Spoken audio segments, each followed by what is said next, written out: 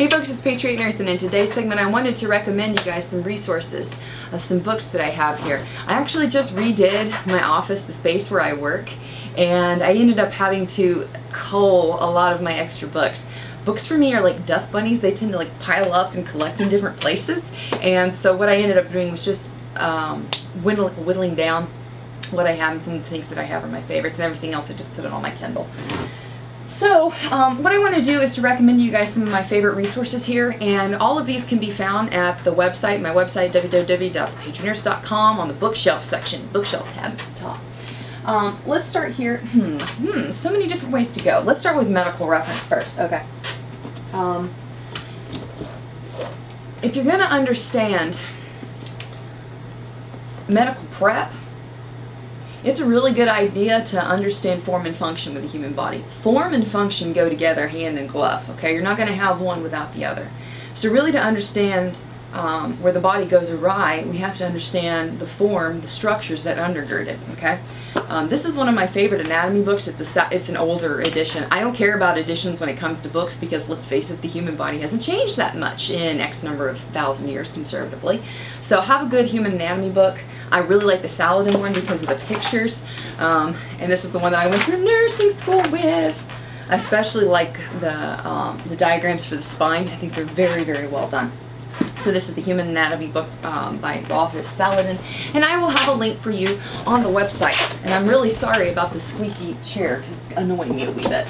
Another anatomy book to have here is Grey's Anatomy. Grey's Anatomy, more than just the sitcom, Grey's Anatomy has been the foundation stone for the go-to anatomy book for years. And I actually got this out of the used bin.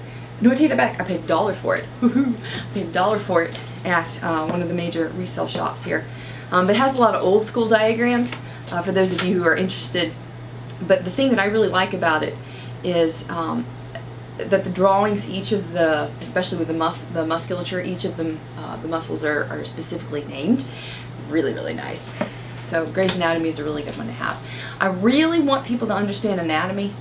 Because again, if you understand the form, then you'll understand the function, and it simplifies the process of elimination a lot better. If you realize, okay, well, this hurts and this doesn't, which anatomy are involved in this? Know your anatomy. I tell this to my students a lot. After you've got your anatomy squared away, physical assessment is really important too, okay? Physical assessment is a foundation stone of being able to give effective care to people. This right here is what I went through nursing school with, and I can recommend it. It's listed on the website here. This is the Jarvis Physical Examination and Health Assessment. This is an entire nursing course in college. It was an entire semester. It's one of my favorite ones personally. But what it does is it kind of goes over, this is the formula for being able to assess somebody, to put eyes on, and to make sense of what we're seeing in a quantifiable way, right? So a good physical assessment book will help you a lot.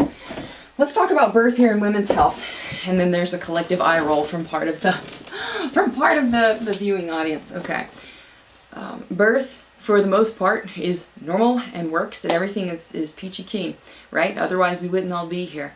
In the United States, unfortunately, we have, let me rephrase this.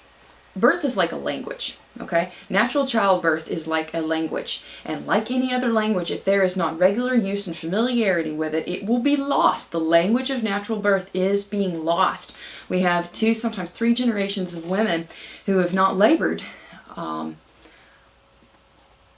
without external, input and assistance.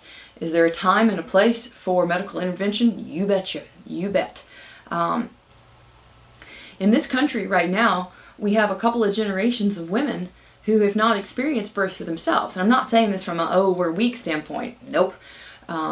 We have, because of the culture of birth in our nation, we have a couple of generations of women who have this either actively or subconsciously indoctrinated into them that I can't give birth outside of a hospital, and birth is dangerous outside of a hospital. And that's not really the case. There are times for intervention, right?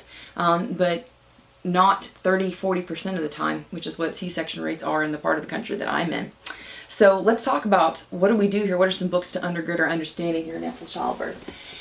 Let me grab a couple of these. Can you tell I'm a birth junkie? All right. Pregnancy, childbirth, and the newborn. This is one of the backbone books for women seeking to, and men seeking to become doulas and to be childbirth supporters, childbirth educators regularly. We'll reference Penny Simkin's work. But this is really good. Pregnancy, childbirth, and the newborn is a really good condensed version of what are some things we need to know about mom and baby. I also like, this is a Hesperian publication from the people who brought you Where There Is No Doctor, Where Women Have No Doctor, a health guide for women. It is so, so important, friends. When we're considering community health, you have to go through the women, because the women are the ones that take care of the children for the most part. The women are the ones who cook the meals for the most part.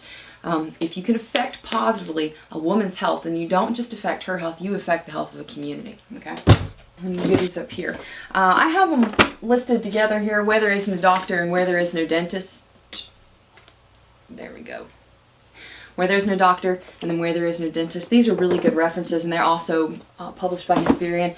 Can you get all these free? Yes, you can. Can you download them in PDF? Yes, you can. But I would submit to you that this is a worthy organization that's doing a lot of good things, and if you can support them by buying a paperback or by buying a hard copy, then you might consider that, just to kind of help spread the love a little bit.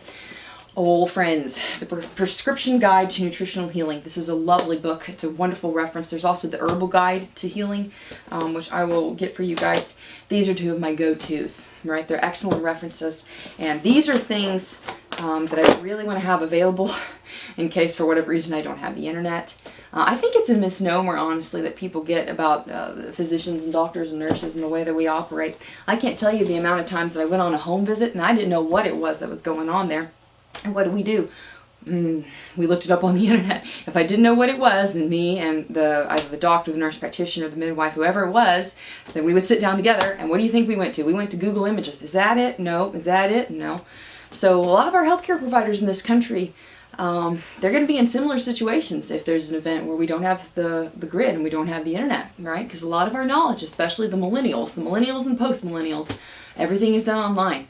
And we have a generation of people who aren't necessarily familiar with hard copy books. So I have Kindle. I love my Kindle, but for certain things, for certain references, I want a hard copy with me. And this is one of them.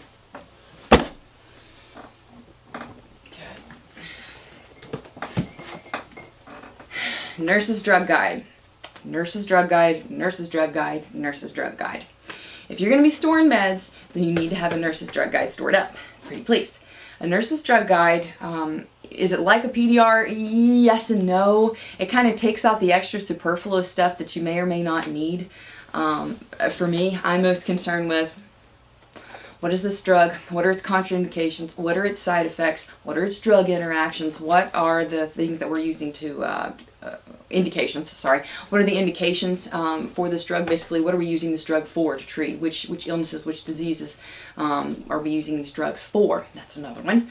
And then also, what are the dosage indications, the route and the dosage and this, that, and the other. This is the stuff that you find in a Nurse's Drug Guide. PDR has it. But my PDR acts as a booster chair for when my friends' children come over. That's how I use my PDR. So having a Nurse's Drug Guide will make your life a lot easier. And again, all of these are available. If you go to the website on the bookshelf, all of these, there are links to them right there, so that way you guys don't have to feel like you have to write everything down and remember it furiously. I hope that was helpful for y'all today. I just wanted to recommend some resources and give you guys a heads up as to which books I store. I'm actually quite proud of my new cubby system. My neighbor helped me install it, and so we worked together, team-like, yay, to get her done. I hope it was helpful for y'all, and for now it's Patriot Nurse signing off, and I'll see y'all later. Bye. Let's talk here about holistic health and nutrition stuff. Nice reach. Okay, let me grab this. Okay. Hey. Hey folks, it's Patriot Nurse. Hold on. I wonder if anybody can see my big pile of stuff back here. Oh, crap. Oh. Okay, here I know. We'll just throw the diagram of the human body over my pile of stuff. That will work great.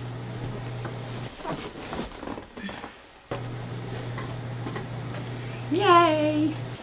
Here, I'll just move it. There we go.